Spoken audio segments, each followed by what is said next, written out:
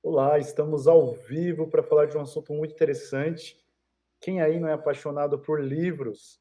E eu sei que neste mundo da psicologia tem muitas psicólogas, tem muitos psicólogos que sonham, aspiram a ser escritores. Alguns já têm aí seus livros, alguns já têm participação em livros, mas quanto que a gente tem a compartilhar com o mundo? Imagina quanto conhecimento.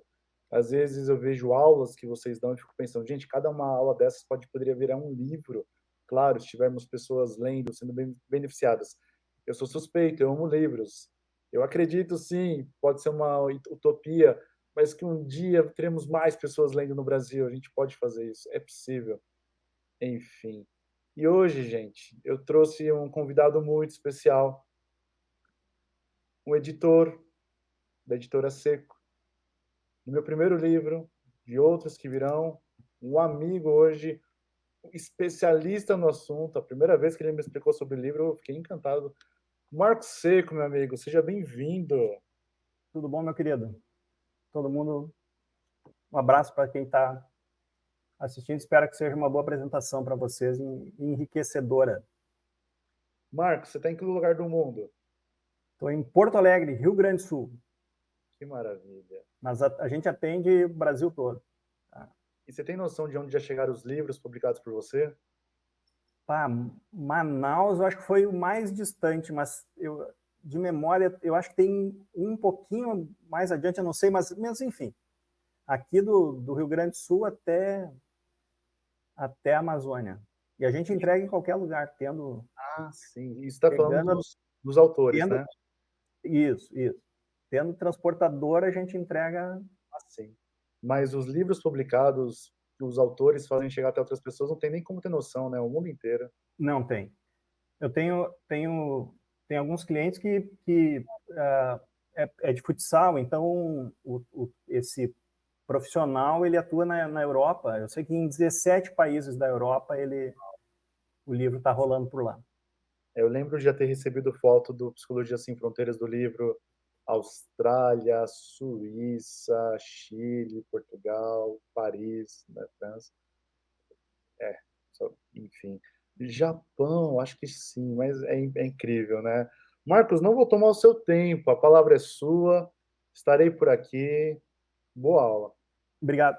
A ideia é dar uma noção básica de todo o processo de edição, passando aí para algumas armadilhas que se entra sem noção, né, pela primeira vez de processar.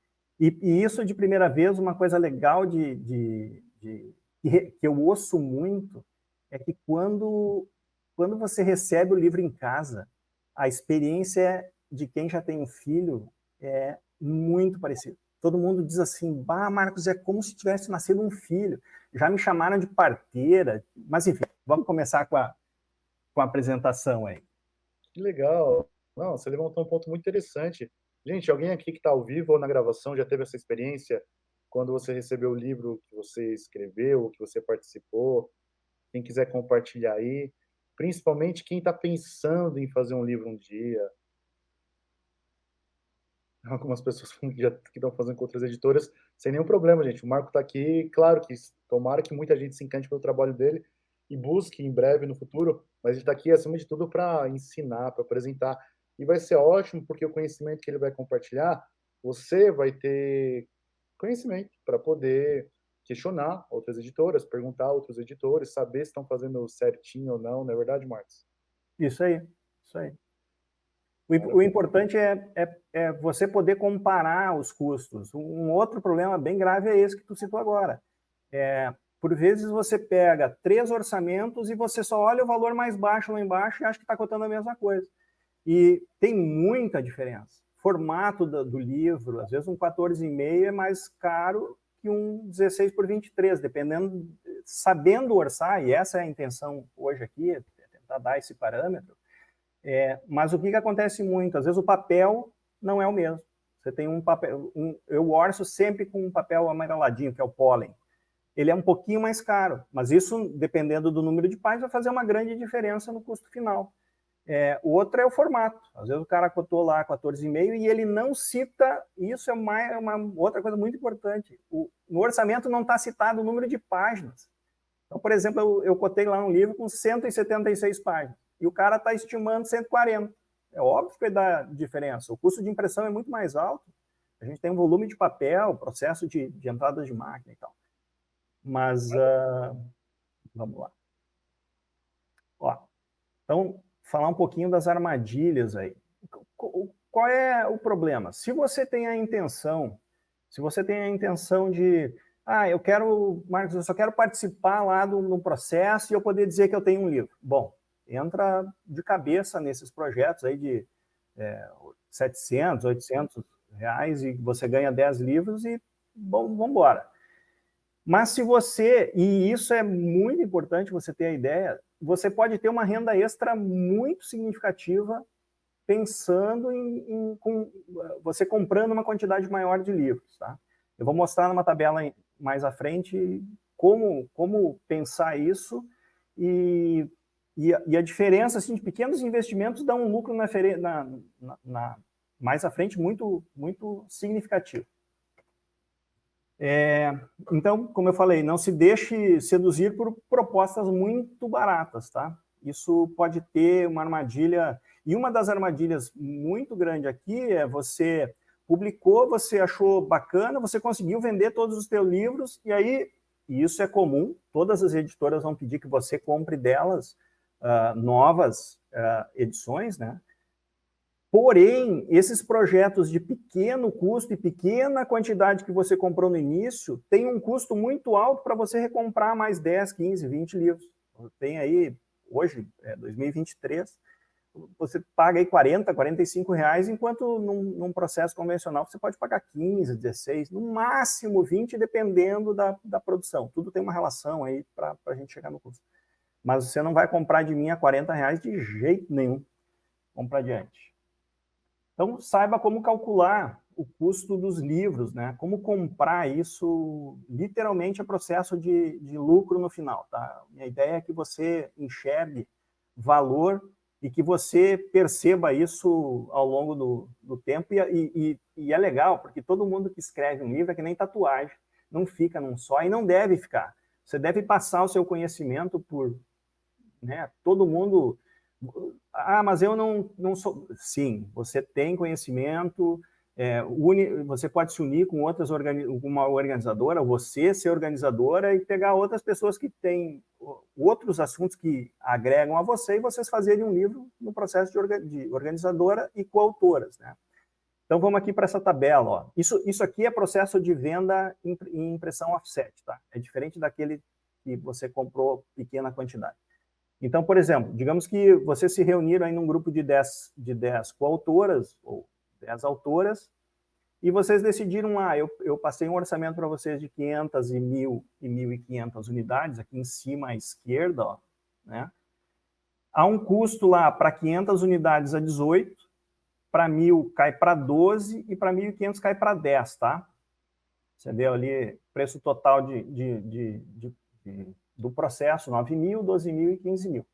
Aqui ao lado, nessa tabela amarela, é numa estimativa de venda dos livros a R$55, tá?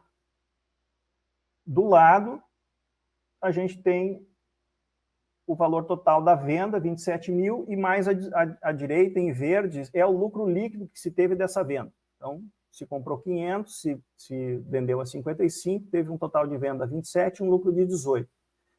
1.000 unidades a 55, 43 mil reais, e 1.500 unidades vezes 55 dá 82.500, e tendo um lucro aí de 67.500. Agora, vamos para um cálculo que muito pouca gente faz, que é quantos livros você teria que vender para conseguir chegar, para zerar o seu custo. Tudo que vier depois é lucro. Então, por exemplo, vamos liquidar com a dor do investimento. Nesse cálculo de 55 unidades, quem comprou 500 teria que vender 164 unidades para liquidar o investimento. Então, não é nenhum absurdo se você quiser fazer se iniciar sozinha, não com outras autoras, você pode ver, não é um número expressivo 164. 1.000 são 218 unidades, 1.500, 273. Se nesses 1.500, 10 pessoas tivessem comprado 150 unidades cada uma, você teria que vender 28 unidades para pagar aquelas suas 150 unidades, né? E aí vem um pulo do gato. Nessa tabela mais abaixo, ali onde está A, B e C, diferença 500 para 1.000 unidades. Esse valor de 3.000 é a diferença de 500 para 1.000. 43 menos 1.500. Você investiu 3.000 e você tem um lucro extra de R$ 24.500. Ah, está aqui embaixo, ó. E se você acrescenta, se a gente pular lá das 500 direto para 1.500, você acrescenta mais 6.000, o que vai dar R$ 49.000. Um cálculo, o que eu ouço seguido? Bah, Marcos, eu sou péssimo vendedor ou vendedora, não vou conseguir. Eu sempre digo o seguinte, se você botar esses 6.000 na poupança e você esperar 10 anos, você não tira 49.000 de jeito nenhum. Então, o que eu quero dizer? Se mesmo que você leve 10 anos para vender, você tem uma margem de lucro muito boa aí pela frente. Bom, vou dar as características físicas e técnicas do livro, tá? Vamos iniciar aí com as técnicas. A gente tem tamanho, capa, acabamento, página, impressão, ilustração e tipografia, tá? E o acabamento que o livro vai ter lá, que no caso é a encadernação. O tamanho, a gente sempre lê largura por altura, tá invertido ali, altura, largura e espessura do livro. Isso é um descritivo técnico, tá? Mas na gráfica, a gente lê primeiro a largura, depois a altura do livro, tá? Uma forma de você não errar essa informação, e ela é muito importante na hora da cotação, porque se você cota ao contrário, um livro que é 16 por 23 e você manda lá 23 por 16, ele é horizontal. Quando você dobra, ele vira 52 por 16. E isso vai fazer uma diferença muito grande no custo. Então, a forma de você não errar é você passar o formato fechado, mesmo que você erre lá 23 por 16, tá? Mas no formato aberto você informa que a medida aberta é 32 por 23, o cara já entendeu que na verdade não é 23 e sim 16 aberto, tá? Uma coisa muito importante de se fazer nos livros é a colocação da orelha. Você acrescenta 8 centímetros no tamanho total do livro. Por quê? Um livro sem orelha, ele tende com o processo envergar. Vocês já viram, já deve ter visto que lá pelas tantas o livro começou a vergar assim, ficar tipo, enfim, uma orelha da orelha, né? Isso acontece porque o livro recebe uma laminação, é um plástico que vai, ele é colocado sobre a lâmina por meio de temperatura.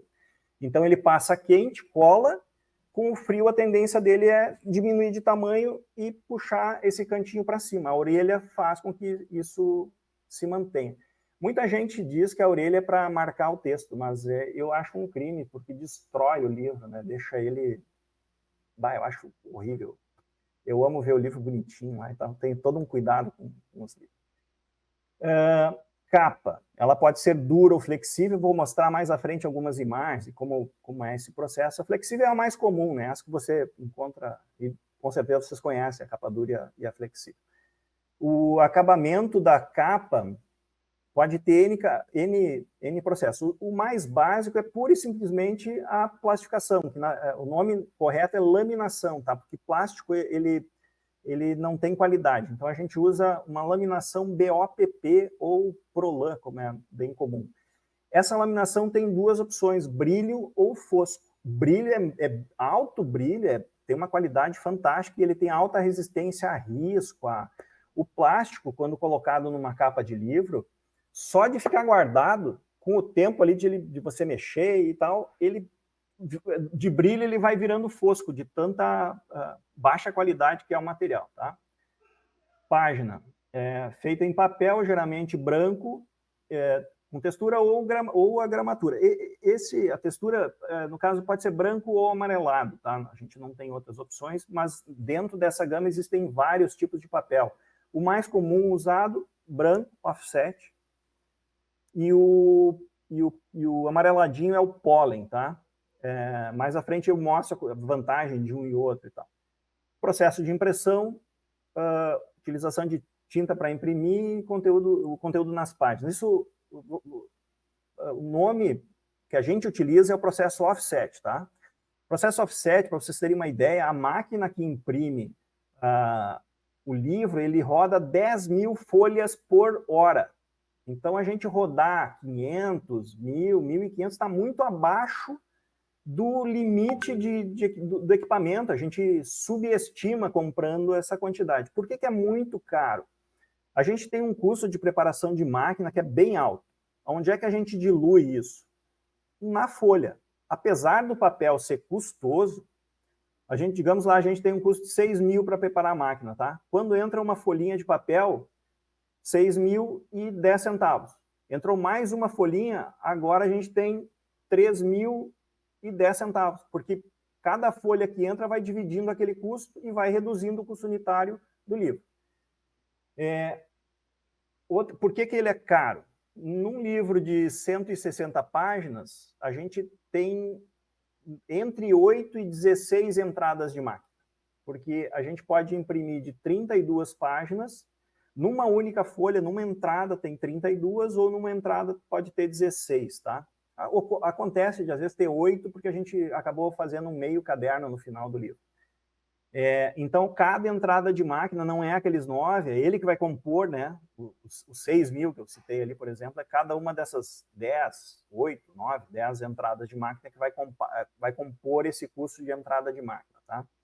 Ilustração, a gente utiliza muito a Adobe Stock, a gente compra as ilustrações que a gente utiliza e a gente sempre modifica essas imagens para que não fique, você não encontrar e não dá o azar de encontrar um livro igual, mas isso acontece. Já fui para a Argentina, numa livraria, eu entrei lá, tinha uma capa que eu já tinha visto num outro, eu disse, bah, que coisa. Tipografia são as fontes que vão ser usadas para criar a capa. Normalmente a gente utiliza uma fonte diferente na capa para criar o título. Por vezes a gente utiliza essa mesma fonte no título do capítulo, num título ali dentro do livro, para que tenha identidade visual. Ou então se criar algo bem diferente, uma fonte mais bold na capa e uma fonte bem magrinha para título, para coisa, e o corpo do texto numa fonte regular para boa leitura, tá? A gente tenta sempre preservar. Tem uma preocupação também, dependendo do... o público-alvo pessoas acima de 60 anos. Bom, a gente vai usar uma fonte maior, um espaçamento maior, para que fique mais fácil a leitura para pessoas que utilizam óculos, como o que vos fala, né? Encadernação é a forma que é unida as páginas do livro. Elas podem ser costuradas ou coladas, tá? Vamos ficar com essas duas, que são as duas melhores, tá? Vamos adiante. As características técnicas do livro, o título, quem é o autor, a editora, número de páginas, ISBN. Todo mundo acha porque o livro foi publicado e ele recebeu essa nomenclatura, ele recebeu esse número aí, o ISBN, né, que antigamente aqui no Brasil era feito pela Biblioteca Nacional e agora é pela Câmara Brasileira do Livro. A Biblioteca Nacional tinha o número 85, tá? E a Biblioteca Nacional é 65. Então, se você olhar lá, 978, você tem na parte de trás do livro, sempre tem lá o código de barras, né? Esse código de barras, ele se assemelha à nossa certidão de nascimento. O ISBN, ele diz quem são os autores, quem revisou, se o livro é em português, ou ele é traduzido, ou ele é bilíngue, enfim. Quem é o ilustrador, número de páginas, ano da edição, enfim. Ele se assemelha à nossa certidão de nascimento. O ISBN diz a quem pertence o livro. E uma editora que publicou um livro e você resolveu tirar esse conteúdo e levar para uma outra, esse outro livro precisa ser diferente e ganhar um outro número, um outro ISBN. Porque na sequência numérica, para que vocês entendam aquele código de barras que todo mundo acha que é pura e simplesmente para vender livro, e não é. O código de barras, ele serve para... Ele identifica o seguinte, os 3 primeiros dígitos é 978. 978 é livro, tá? O ISBN específico para livro, esses 3 primeiros dígitos. Os próximos 2 dígitos, que era o 85 da Biblioteca Nacional e agora 65, significa Brasil. Os próximos 5 dígitos é o selo editorial específico da editora. Então, e os próximos 2 são o número da publicação da editora. Então, por exemplo, quando a editora publica o primeiro, tem lá a sequência, os últimos 2 é 01, depois 02, 03 e assim por diante. Tá? Então, quando se lê, quando a gente quer saber a parte técnica desse livro, e você utiliza um material específico para essa leitura, ele informa tudo isso. O nome, enfim, mesmo lá numa livraria que você vai comprar, a livraria puxa esses dados através do ISBN quando ela vai fazer o cadastramento do livro. Tá? Outra coisa, esse número é universal. Se você for no Japão e ler, eles vão ler exatamente o que eu acabei de dizer. E se você pegar um livro japonês e fazer a leitura, ele vai dar todas essas informações, só que em japonês, né? Fica difícil de ler, mas brincando. Vamos adiante. Edição. Edição é o número número, né, primeira edição, e o ano dessa edição. Quando a gente faz uma segunda edição, em tese, uma segunda edição não é pura e simplesmente a reimpressão. Você foi lá e fez pequenas modificações no texto. Essa é uma segunda edição, oficialmente. Então, você pode ter uma primeira edição, uma primeira reimpressão e uma segunda edição. Essa terceira impressão, ela ocorreu, mas ela ocorreu modificação no conteúdo. Idioma, né, como eu falei antes, português, bilíngue ou traduzido. Sinopse é bom, aquilo que vai na contracapa para você ajudar, essa sinopse vai na hora do cadastramento do ISBN também, lá para quando se lê, saber mais ou menos do que versa o livro, né? O índice é os dados de cada capítulo e título, a parte interna do livro, referências bibliográficas, e uma coisa que faltou aqui que eu não me dei conta é a ficha catalográfica. A ficha catalográfica normalmente está lá no início, na página de créditos. Aquilo ali tem características para que quando o livro chegue numa biblioteca, tem um númerozinho no canto esquerdo, lá dentro desse quadrinho. Esse número ajuda a bibliotecária a saber onde exatamente colocar lá na estante. Isso é a mágica, uma das coisas bacanas do processo para ajudar as bibliotecárias lá na biblioteca. Tá? Enfim, essas são algumas características, vamos adiante. Aí, aqui a gente entra no processo efetivo. Você foi lá, olhou os orçamentos, entendeu o que você está comprando, e aí começa o processo.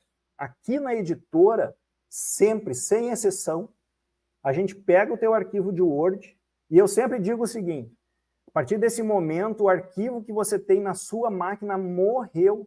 Você não esquece ele. Você não pode mais reutilizar. E ninguém lembra. Pessoal, eu vou falar mais adiante. Enfim, revisão ortográfica e gramatical. Veio o arquivo de Word, a nossa equipe de revisão vai ler todo o arquivo. Assim, ó, é criteriosa. E é diferente um profissional de revisão literária de um professor de português ou de um amigo. Tá? Eu não sei qual dos dois é pior, se é o professor de português, e salvo, eu amo, tenho uma professora de português que ela vive no meu coração. Maria Elise é pessoa fantástica. Só que assim, qual é que é o problema de um professor de português ou de um amigo? esse amigo que sabe muito de português, ele vai lá e coloca uma vírgula, né? A professora de português olha e diz, não, tá certo, a vírgula vai aí mesmo. E o revisor ortográfico, ele olha para aquela vírgula e diz assim, né, essa vírgula está aí só para atrapalhar. Ele tira a vírgula desde que não altere o entendimento daquele conteúdo. Por que ele tira a vírgula? Mesmo a vírgula estando correta na posição. Porque ele quer que o leitor flua a leitura, que a leitura seja mais rápida, que não fique toda hora. Então, em exceções, são retiradas vírgulas para que a leitura seja mais fluida. Outra coisa, o revisor, ele é fantástico, eles pegam assim, Marcos, aqui na página 12, o cara escreveu esse parágrafo, ó, e lá na 62, ele está falando a mesma coisa. Aí ele coloca 2 observações para o autor. Isso é uma coisa que o autor, quando retorna o arquivo de Word com essas revisões, voltam 2 arquivos, tá? Um que é inelegível. Você vem com todas as correções que foram feitas, vão abertas. É ilegível, é uma coisa vermelha, assim, todo... Enfim. O segundo, sem marcações, tudo que era de português, gramática e ortografia corrigido, tá? Salvo observações que cabem ao autor decidir por A ou por B, tá? Às vezes o nome de um rio, alguma coisa lá que passou, o nome de uma pessoa que a gente pesquisa, e é impressionante. O pessoal da revisão é fantástico, eles vão lá na minúcia, vão procurar, às vezes, um pedacinho de um verso ou de alguma coisa que você não encontra, eles acham lá. É muito boa. Aí eles colocam observações, ó, aqui está faltando a referência bibliográfica, ou enfim, ou de uma parte de uma música, citar o autor e tal. Então, voltando. Quando conclui, vão 2 arquivos de volta para os autores, tá? Aí o autor pode olhar aquele arquivo das revisões, mas ele deixa de lado, é só para ver o volume de correções que haviam no texto. Já teve caso de autores não quererem a revisão. A gente não faz livros sem revisar. Esse autor, eu disse para ele, amigo, e é um grande amigo hoje, eu vou fazer a revisão, cara, de qualquer jeito. Dava quase R$2.000 pelo volume de texto que tinha, tá? Eu disse assim para ele, eu vou fazer a revisão. E ele disse, não, Marco, não precisa, eu sou muito bom, sou professor e tal, escrevo bem pra caramba. Eu digo, não, beleza, eu vou fazer, te apresento, se você achar que deve, aí você decide se paga a revisão e tal. Quando retornou, tinha coisa assim de 2.000 erros. E aí ele disse assim, e eu achava que escrevia bem. Pagou, e ele disse, e ainda ratificou, Marcos, a tua revisão salvou meu livro. A equipe de revisão, o trabalho é muito bem feito, a gente faz um trabalho muito sério. Não é revisão de Word como algumas editoras fazem por aí, ou pegam um professor de português que é uma roubada. Enfim, tem os 2 arquivos, como eu já disse, e tem um que é o que vocês devem observar, que são aquelas que vêm com observações que cabem ao autor decidir, como eu disse antes. Então, você vai lá, soluciona. Um grande número dessas soluções de pedidos de correção é falta de bibliografia, ou lá para as referências bibliográficas, né? Faltou a editora, número de página, o ano da publicação, ou tudo isso, tá? Beleza, você mandou de volta a revisão, o pessoal da revisão bate o olho de novo no arquivo para ver se você não mexeu lá e tal, liberou para edição. Nesse meio tempo, a gente já teve uma conversa e a gente passa a criar a capa, tá? Então, o processo vai andando, a gente cria a capa e vai fazendo a revisão em paralelo. Quando finaliza o processo, que o autor deu ok, que a revisão deu ok, a gente passa para a edição efetivamente. Quando se conclui a edição, a gente gera um PDF esse PDF vai para o autor. Nessa hora é que acontece aquele problema do Word. O autor lê no PDF e vai lá corrigir no Word. E me manda o arquivo. Só que ele me manda o arquivo que nem está com a revisão feita. Ele me manda aquele arquivo que eu já disse, ó, esquece esse arquivo aí porque ele está todo errado. Já passou por 2 revisões e o cara me manda as correções e acha que eu vou... Não. Quando a gente orça, a revisão tem um custo. Então, você tem que lembrar que aquele arquivo morreu. O livro vai passar por novas revisões, como vai acontecer a partir do PDF, e depois desse primeiro arquivo PDF, que a gente fez a correção, o arquivo de Word da revisão também já está velho e está ultrapassado. Por quê? Na segunda revisão, o português é maravilhoso, é muita regra. Então, na segunda revisão, sempre tem mais alguma correção. A partir desse momento, a gente não faz mais a correção no Word, é só dentro do arquivo de InDesign. Então, por isso que eu disse, o arquivo de Word corrigido já está defasado. O autor tem que olhar, e existe uma forma de fazer essa revisão direto no arquivo de PDF. Tá? Tem um processo lá, e uma outra situação a gente pode ver. Então, estamos na edição, visualização das provas. Digamos que foi o arquivo de PDF, vocês retornaram com observações, a equipe de revisão bate o olho em tudo aquilo, diz o que é e o que não é. Por vezes, está faltando uma crase e o pessoal da revisão, não, tem crase. Enfim, vai pelo menos mais 2 revisões no PDF. Nessa primeira, volta o arquivo com correções, a gente corrige, gera um novo PDF, vai de novo para o autor. E uma coisa que acontece muito, os autores não, como é um arquivo digital, não dão bola. Então não se preocupam em ler o próprio nome das coautoras, ou o próprio nome, o seu número de telefone, não lê o seu site, não lê o seu e-mail, não lê o seu Insta, e lá depois de impresso, meu Insta saiu errado, meu telefone saiu errado, mas caramba, o autor olhou pelo menos 3 vezes, e aqui vale uma coisa importante, existem 2 tipos de pessoas, ou 3, né, as que sabem e as que não sabem contar. Piada. Então, assim, ó, o autor viu pelo menos 3 vezes a prova. A gente aprendeu que, como eu disse, o arquivo digital, os autores não dão bola, não dão aquela leitura que deviam dar, e eles vão dar essa leitura quando recebe o livro. Aí o cara senta e lê aquilo e começa a achar um monte de coisa.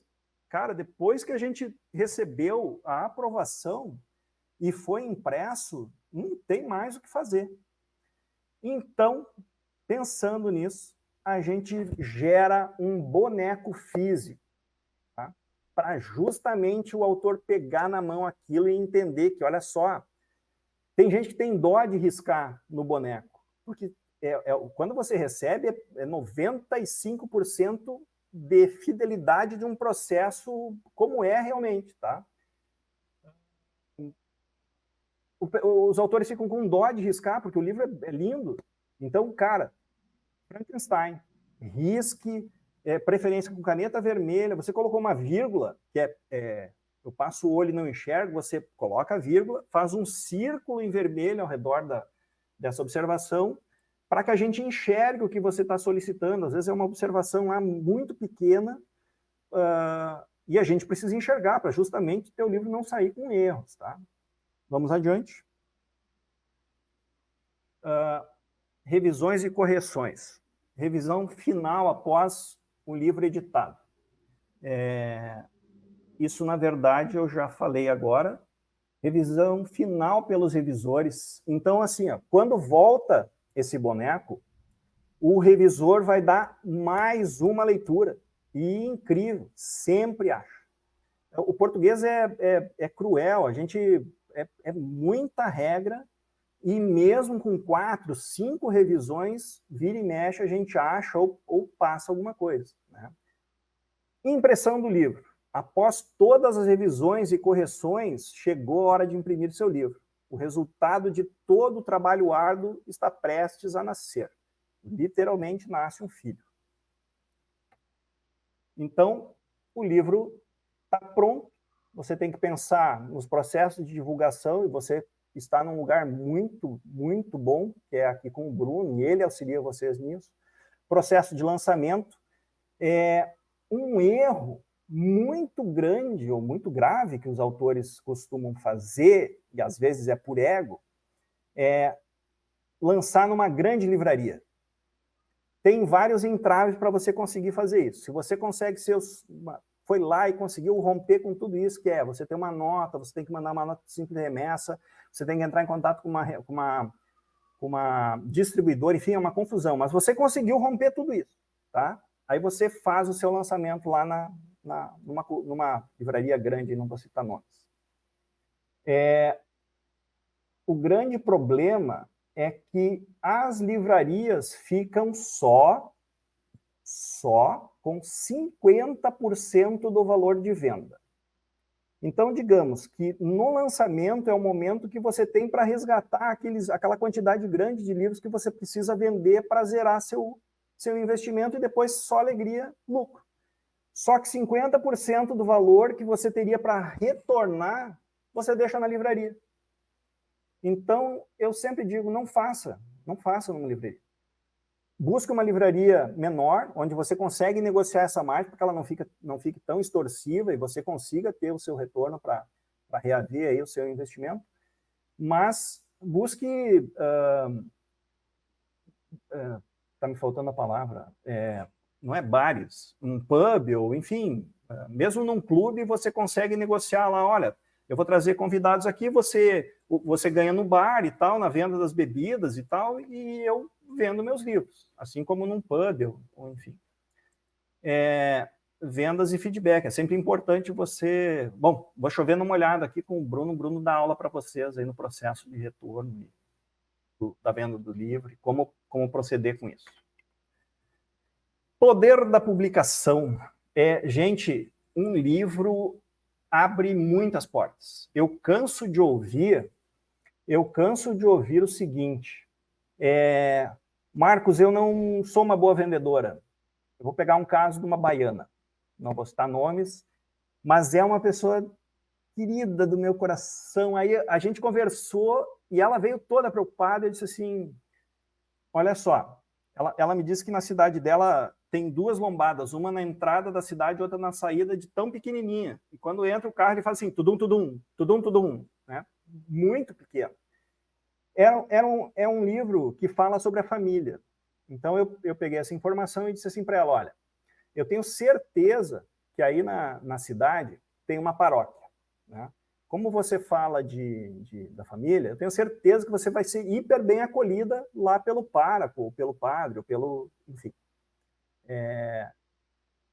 Uma segunda situação é rádio local. É um evento, um autor da cidade lançar um livro. Então, para eles nossa, pauta para a semana toda, de você estar lá falando sobre o livro. Passou algumas semanas, ela me ligou e disse assim, Marcos, tem mais um detalhe. Marcos, eu não sei ler, eu não sei vender livro. Beleza. Você cria outro item que vai ajudar a aumentar ainda mais a sua receita. Workshop ou palestra. Você inclui o valor do livro dentro da palestra e você diz que você está dando. Você vem para a palestra e ganha meu livro. Ainda você pode ter um plus que é, lá atrás da palestra, você botar um bannerzinho, uma mesinha e um sobrinho vendendo o livro. Então você diz lá na frente, olha pessoal, todo mundo que está participando ganhou meu livro, mas quem quiser ir comprar e dar para um amigo, um parente e tal, tem lá atrás para vender e tal. Então você vendeu sem estar vendendo, né? Não tem aquele, tem que ir bater e falar com as pessoas e tal. Mas voltando, ela me ligou algumas semanas depois e me disse, Marcos, não é que era verdade? O padre me recebeu e organizou lá um dia para que eu fosse falar com as mães sobre o livro. E na rádio, não só eu passei a semana toda, como eu me tornei participante lá da rádio. O pessoal me contratou para falar lá sobre segmento de família, 1 ou 2 vezes na semana lá, Então, tem uma outra autora que, mesma coisa, ela foi falar sobre o livro num programa de TV, pela internet e tal, e foi contratada para participar do programa, ficou quase um ano participando dentro do programa. Estamos chegando na final. Acabamentos, tá? Esse acabamento aqui da costura é o único que eu busco fazer aqui na editora. Por quê?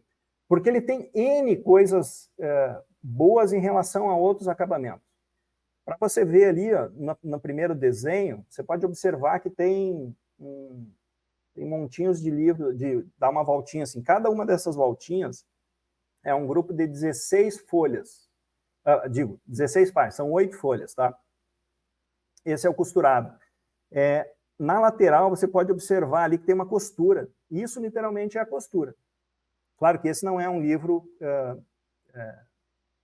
todo do processo convencional, porque a capa ele é uma capa dura, mas o livro de capa flexível, ele recebe uma cola nessa lombada, ele entra ele pega lá 50 livros e bota numa prensa, pressiona, passa a cola, e depois que está seco, ele separa cada um dos livros, vai para uma máquina que vai fazer o encaixe do livro com a capa, aí, de novo, mais cola, une, fecha a orelha e o livro está prontinho. Esse livro tem que ficar lá 24 horas paradinha para a cola secar aí coisa de 95%. Depois de 24 horas, ela leva mais ou menos uns 30 anos para chegar em 100%. E aí ela tem mais 100, 200 anos aí de qualidade, porque é uma cola que ela não resseca, como uma cola que se usava antigamente, chamada Hot Melt, que eu vou mostrar um pouquinho mais adiante aí. Então, os cadernos eu já falei, que são esses grupinhos, né, de 16, às vezes 8, ou 32 páginas. 32 é muito ruim, o livro fica... é feio. Então, a gente só utiliza cadernos de 16 páginas, tá? Capa dura, é um livro que não tem muito o que falar, tem essas estruturas mais firmes ali. Na imagem de baixo, na de cima tá finalizado, tá? Na de baixo, a gente está vendo a parte interna da montagem da capa. São 3 pedaços de papelão, é um papelão daquela espessura que você pode ver na primeira imagem, ali, às vezes flutua aí entre 2, 2,5, 2 e pouquinho milímetros. Elas são coladas numa posição, a parte interna da capa, nas costas, aí onde a gente não está vendo, está a capa impressa e está colada ali, tá? Na parte interna da capa, onde teoricamente estaria branco e esse papelão colado, tem uma marcação impressa em preto para o cara acertar direitinho aonde ele tem que colar esse papelão. O do meio é a lombada, então eles ajustam essa altura conforme a altura do livro. Depois, isso é colado na parte da frente uma guarda, que é o papel aquele lá da frente que esconde o papelão. Essa guarda é colada na primeira página do livro. Lá atrás tem outra guarda que também esconde o papelão da parte de trás e cola na última página do livro ali. E na parte da lombada também existe uma colagem para que o livro fique bem reforçado, tá? Vamos adiante. Aqui um exemplo de livro que a gente produziu. Uma escola que completou 100 anos aqui em Porto Alegre e tal.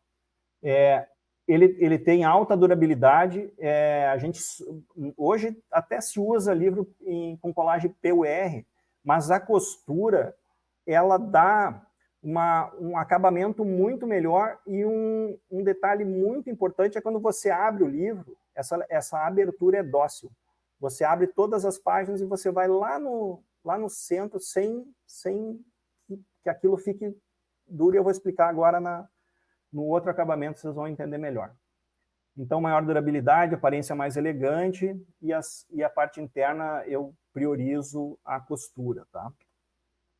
Esse aqui é o acabamento que é bom, mas ele tem algumas ressalvas, tá? Que é o colado. Esse colado precisa vir escrito lá no descritivo do orçamento PUR, P.U.R, tá? Se você vê na primeira imagem, não existe caderno, é lâmina colada direto.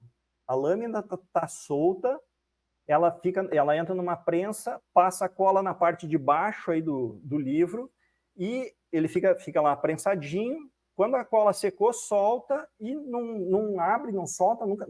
Você pode pegar, para os mais novos não vão saber, mas os antigos tinham aquelas lista telefônica, você podia pegar uma folha daquela Bíblia que não rasgava o papel, mas não solta a folha. É ótimo, não tenho restrição. A restrição é a seguinte, você pode ver no próprio desenho, ó, a costura, você vai até a cola, você consegue abrir sem quebrar, sem danificar o livro, até a cola. O colado, não. Você pode ver ali que tem aí coisa de meio centímetro, 1 centímetro, quando você abre, tem uma tração ali, ele mantém aquele conjunto pressionado, ele absorve a pressão que ele recebeu lá no início da colagem, e ele não cede. Essa cola é fantástica, mas tem esse desconforto. Ele é menos confortável para ler o livro, porque você tem aí... Eu tenho o seguinte cuidado, quando eu estou editando, eu deixo 2,5 centímetros do centro para o início do texto, tá? A mancha. Por que eu faço isso? Porque tem aquele leitor do polegar, né? Que bota o polegar no meio do livro e lê. Nesse caso aí, mesmo eu deixando 2,5, o polegar come um pedaço do texto. Então, enfim, é detalhe, mas eu não gosto. É um acabamento, enfim. Montagem, você pode ver ali na foto de baixo, que não tem, é todo coladinho e tal. Vamos adiante. Aí, ó. Essa é a tal da cola Hot Melt. Hot Melt, quem é um leitor contumaz, tem livros dos pais, dos mestres aí, se usava essa cola. Você pode perceber que o miolo soltou da cola. Essa cola aí, com o tempo, ela resseca e fica quebradiça. Não sei se vocês já pegaram a situação de ter um livro lá, você puxou a folhinha, a folha soltou por causa dessa cola. Ela, além de não terem usado o livro com costura, o cara usou no processo da cola PUR, que é as folhas soltas, né, colocadas em ordem, e o cara cola. Isso aí dura 3, 4, 5 anos. Daqui a um pouco o livro começa a soltar a folha, quebrar a lombada, como está aí. Então, eu não recomendo a utilização de jeito... Hoje até quase não se encontra, mas é bom você saber, porque se o cara disser assim, a cola da capa com o miolo está sendo usado hot melt, fuja, porque seu livro vai ter problema. Opa, voltei. Papéis. Está chegando no fim aí, gente. Papel pólen, é esse amareladinho, tem uma boa capacidade de absorção da tinta, dá ótimo contraste, cansa menos a leitura, e ele deixa o livro mais elegante, inclusive para o toque. Ele tem um toque mais aveludado, assim, é um papel mais gostoso de utilizar, tá? Cor, opacidade, resistência. Opacidade também, às vezes, ele deixa menos transparência no livro. Não sei se você já pegou, vê o fantasma, vê o que está atrás da capa lá. O pólen tem um pouquinho menos de transparência. Vamos chamar de transparência em vez de opacidade. Resistência, enfim. Quem quiser, depois a gente informa como conseguir, eu mando esse arquivo para vocês. Papel offset é o branco. Ele tem ótima absorção de tinta também, só que a única ressalva dele é a leitura. O contraste, dependendo da luz que você está no ambiente, incomoda os olhos. Ele não tem assim uma leitura, ele não dá uma leitura tão agradável quanto o pólen. O branco é um pouquinho mais barato, o pólen um pouquinho mais caro. Vamos adiante. E aqui alguns exemplos dos livros que a gente... Aí, baralhos, né, que a gente fez aqui para Ana Dandara foram... Aqui botei 4, mas tem mais projetos e tal. Aqui vários autores, mais alguns e tal. Aqui livros aí. grande Bruno Rodrigues, o primeiro. Esse do Bruno tem uma... A gente colocou uma imagem escondida dentro desse globo e foi muito interessante no dia que o Bruno chegou. Ele estava quando a gente fez a edição toda, o Bruno estava em Paris. Então, nossa, em 30 dias a gente fez o livro. Foi parceria total. Eu fazia as edições durante o dia, mandava para ele de noite, na minha noite, dia dele lá, ele revisava. Então, o processo foi muito rápido. Quando o Bruno chegou em casa e abriu a caixa e tal, começou a tirar os livros de dentro, ele fez uma live e tal, lá pelas tantas ficou mudo, e eu não sei se ele não está vermelho agora, e ele disse assim, eu fiquei apavorado, porque com o silêncio eu não sabia se ele tinha achado algum erro, que é o mais, não comum, mas, né, pelo susto eu digo, nossa, ele achou alguma coisa errada. E ele disse assim, gente, tem um cérebro na capa, e agora que eu vejo, eu não consigo mais parar de ver ele. Então foi uma surpresa muito agradável depois de...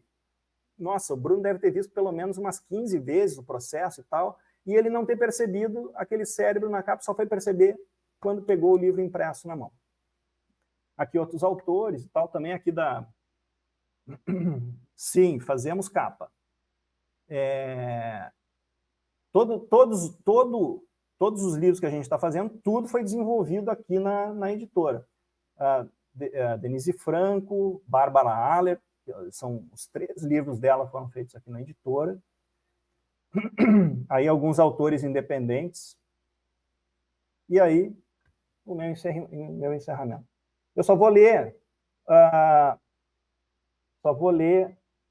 essa citação do Carl Jung, que eu não sei dizer, Jung, né? Ele disse, conheça todas as teorias, domine todas as técnicas, mas ao tocar uma alma humana, seja apenas outra alma humana. E que essa frase sirva de guia, não só para vocês psicólogos, mas aqui na editora também. Eu sei o quanto um livro modifica a vida de alguém. Então, é um prazer fazer o que eu faço. E era isso, minha gente. Espero ter dado um pouquinho mais de luz para vocês. Ultrapassei 2 minutos. Fico aberto a perguntas. Quem quiser receber essa apresentação, pode mandar um e-mail para o marcos@s2c.com.br dizendo assim, Marcos, me manda a apresentação, que eu mando de volta. Se você tiver alguma outra pergunta que não por aqui, eu respondo também, tá? É possível, na segunda edição de um livro, mudar de editora onde encontro explicações detalhadas sobre? Sim, você pode mudar, tá? Qual é a questão sobre mudança de editora? Quando você contrata uma editora, você contrata o serviço dela. Então, a editora vai criar, vai fazer tudo para você. Mas aquele livro pertence à editora, não o livro, mas o designer dele. Por que quando você vê um livro, o mesmo livro em 2 editoras diferentes, eles têm capas diferentes? Justamente porque é mais caro a editora nova comprar os direitos de uso da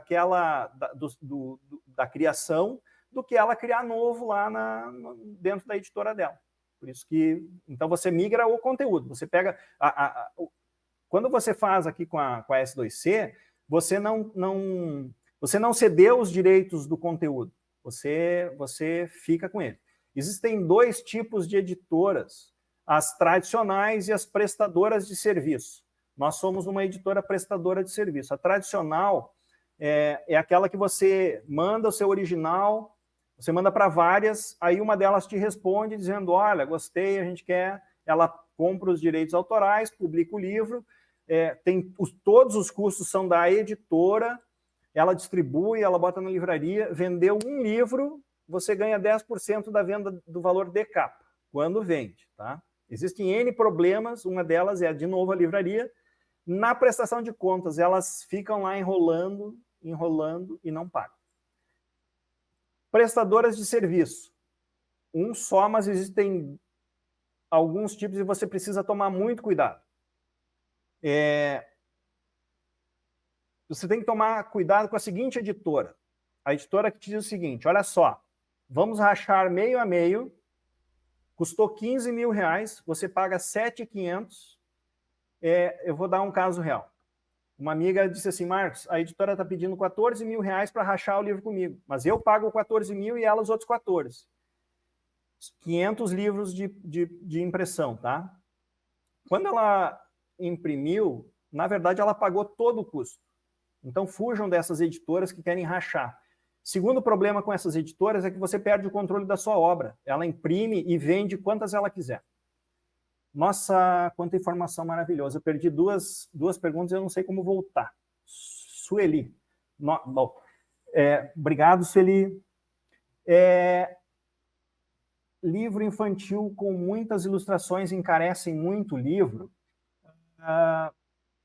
O que encarece um livro é ele ser colorido, tá? Um livro colorido é caro. Normalmente, o livro infantil é todo colorido, então, dependendo do número de páginas, ele fica caro. Mas você pode entrar em contato comigo, que eu faço o orçamento sem custo. A gente conversa, toda essa orientação que eu dou aqui é gratuita. Você me liga, eu explico, e se você decidir fazer comigo, ou pelo menos você tem todas as informações para poder cotar com outras editoras. Qual o telefone, por favor? 51-99018-6262. Eu não sei se está na tela, porque eu vejo a minha imagem e a última página da apresentação. Ali embaixo do obrigado tem meu nome, número de telefone e o e-mail. Alguém havia feito pergunta e eu não respondi. Por favor, coloca de novo, porque ela sumiu aqui da tela. Vamos ver aqui. Achei.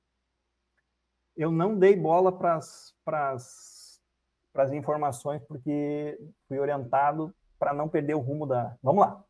Se colocar uma letra de música, precisa autorizar... você precisa fazer a citação de quem é a obra, né, o ano que ela foi feita e tal. Você está citando, você não está plagiando, tá? Você precisa fazer a citação e colocar nas referências bibliográficas.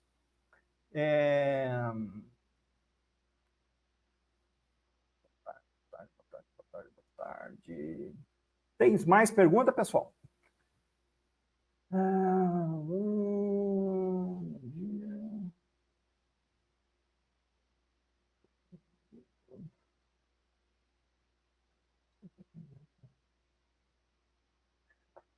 Deixa eu ler essa aqui. Eu estou fazendo um livro com outra editora e estou arrependida por não ter feito pela Seco. Ano passado fiz em coautoria pela Seco, ficou lindo. Pois é, depois que o processo começou a andar, é difícil de você romper. Mas isso serve é um aprendizado dolorido, mas às vezes a gente erra e ensina outras pessoas com esse erro. Então, mas enfim, eu não sei quais foram os problemas que você teve com a editora, mas a gente tem um processo bem redondo, muito claro. Meu preço não é dos mais baratos, mas o produto final que você recebe tem garantia. Você pode olhar no Google lá, procure por S26 Seco Editora e veja o que falam da editora. Por ali você não precisa falar nada. Vamos ver aqui se eu acho mais alguma coisa. Desculpa, gente, a minha primeira apresentação via YouTube.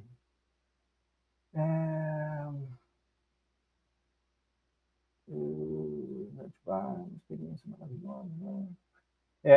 Tem gente dizendo realmente é a mesma experiência da sensação de ter um filho.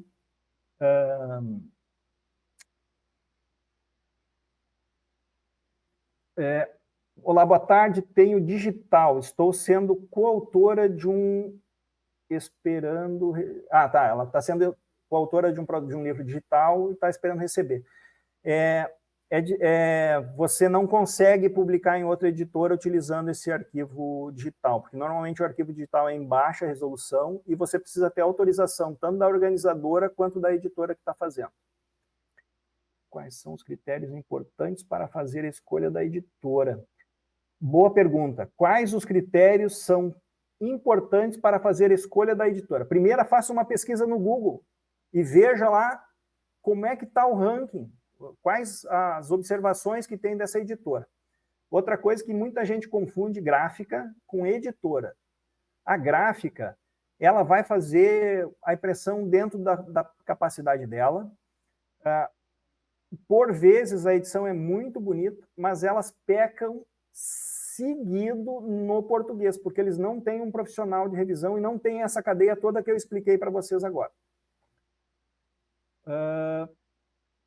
A imagem está ruim. Sandra, clica na conversão. Sandra, boa tarde. Tabela. Ó, vou botar lá na tabela. Quem quiser dar uma olhadinha, ela vai ficar aí na tela. Aí, pronto. A tabela voltou. Gente, fico à disposição. Tem meu telefone, tem meu e-mail. Eu respondo as dúvidas que vocês tiverem, caso eu não tenha respondido tudo por aqui, tá? Corre algum caso quando faz um livro físico e solicitamos digital. Tá, uma coisa muito importante. Eu não libero arquivo PDF. Por quê? As pessoas confundem PDF com e-book. Um e-book é aquele livro que você vai lá na Amazon, compra, e você só consegue ler ele se você abrir lá no Kindle e você vai ler dentro do Kindle. Você não consegue mandar para ninguém. Isso é um e-book. Um PDF é simplesmente um arquivo PDF, que você perde o controle do seu conteúdo. Aqui na editora, a gente está finalizando um processo aí que vai ter... Você vai poder vender seus livros e vender arquivos e-book, como tem que ser, e só vai conseguir ler dentro do PDF. Um PDF você vendeu a primeira vez, aí esse amigo bota num grupo de 700 e poucas pessoas como aqui e foi, esses outros 700 perdeu o controle. Não vale a pena, não façam isso, gente. Eu já ouvi o seguinte, aí eu concordo. Marcos, mas eu não estou preocupado em ganhar dinheiro, eu quero que o meu conteúdo seja conhecido e eu seja conhecido. Totalmente favorável. Faça porque está dentro do seu... faltou a palavra agora. Das suas diretrizes de escolha do que você quer fazer. Mas quando, numa situação de livro mesmo, que você quer ter retorno, como está nessa tabela, liberar um PDF é horrível. Eu não faço aqui na editora, num processo desse aqui eu não libero o PDF. Tá? Maravilha saber desse processo, revisão,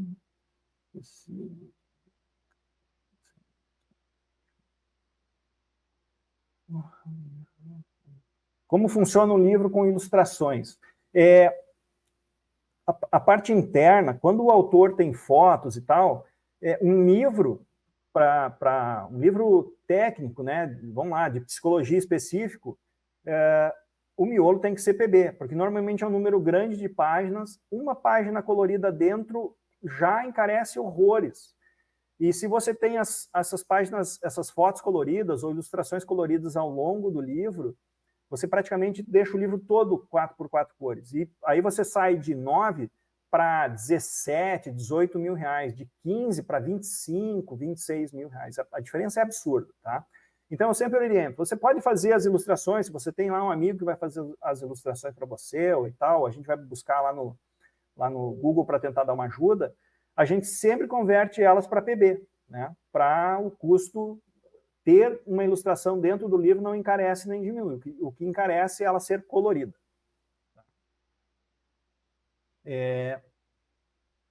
Que mais?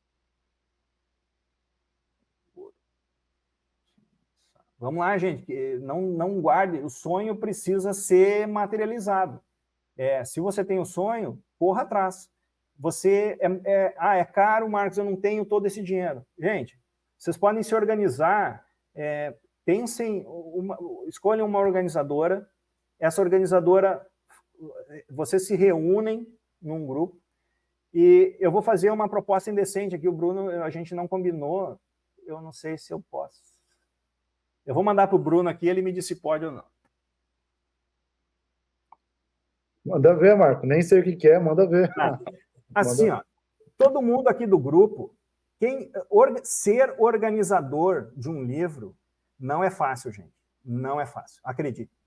E normalmente um organizador não ganha nada para sofrer com.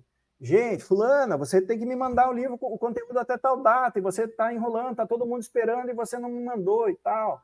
Fora o tempo que ela passa lendo, porque a organizadora tem a obrigação de saber do conteúdo do livro dela, ela chama pessoas que têm conteúdo afim, e ela revisa e diz assim, isso aqui está errado, isso aqui está certo, isso aqui está bacana, isso aqui não está.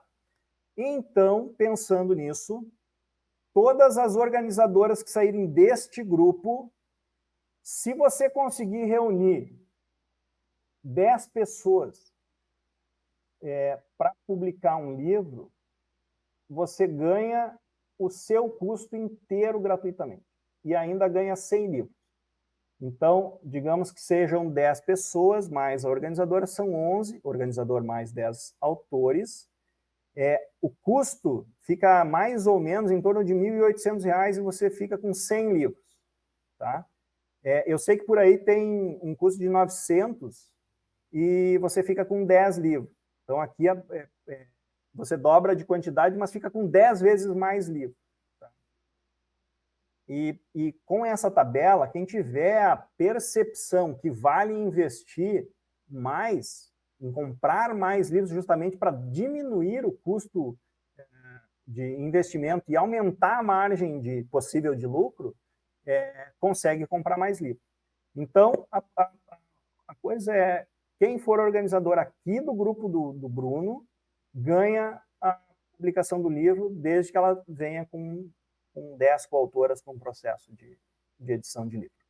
Deixa eu ver se tem mais livros aí. E, enfim, dá para lançar até no consultório, e aproveita... você pode... Bem isso, eu ouço seguido que as autoras, as psicólogas, vendem no próprio consultório.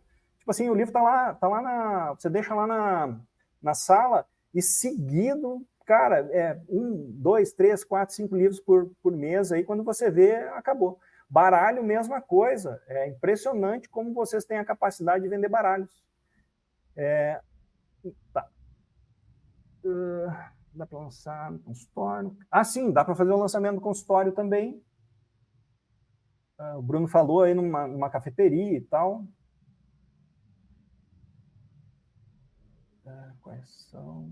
Gente, quem tiver pergunta, pode escrever, porque aparece na minha tela, que é mais rápido. Uma curiosidade. O Bruno colocou aqui, uma curiosidade, a qualidade dos livros no Brasil é incrível. Tenho livros aqui publicados na França, Espanha, Estados Unidos, e a qualidade é péssima, se comparado aos nossos. Refiro-me aos livros normais, não edição especial ou de capa dura, né? Então, sim, aqui na editora a gente tem um cuidado em todo o processo, sabe? Cada um dos acabamentos, enfim, controle de entrega, controle da transportadora, às vezes dá problema. Boa tarde, vou assistir a gravação, muito obrigado. Beleza. Sim, fazemos baralhos também.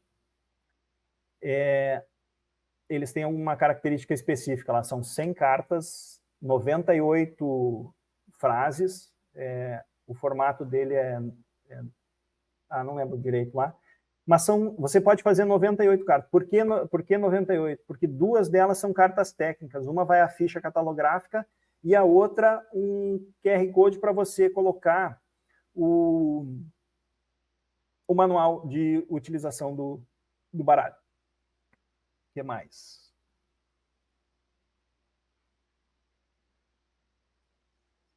Ansiedade, isso aí. Diga lá, Bruno. Eu falei rápido pra caramba porque eu estava preocupado com o horário, já foi aí 1h10 de apresentação. Eu não acho que você falou rápido. Gostou da experiência? Fantástica. Fantástico. Maravilha. Seja a primeira de várias. Marcos, aí, muito obrigado. Excelente. Galera, e aí, gostaram? Eu sei que sim, várias pessoas precisaram sair. A maioria tem atendimentos às 13. Outras chegaram depois, outras vão ver a gravação, vai ficar gravado.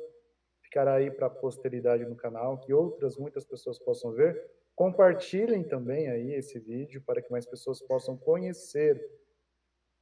E Marcos, você já falou várias vezes, mas fala mais uma vez, como que o pessoal pode entrar em contato com você? Sim. Você pode mandar um e-mail para marcos@s, o número 2, cdecanadá.com.br ou pelo 5199018 6262.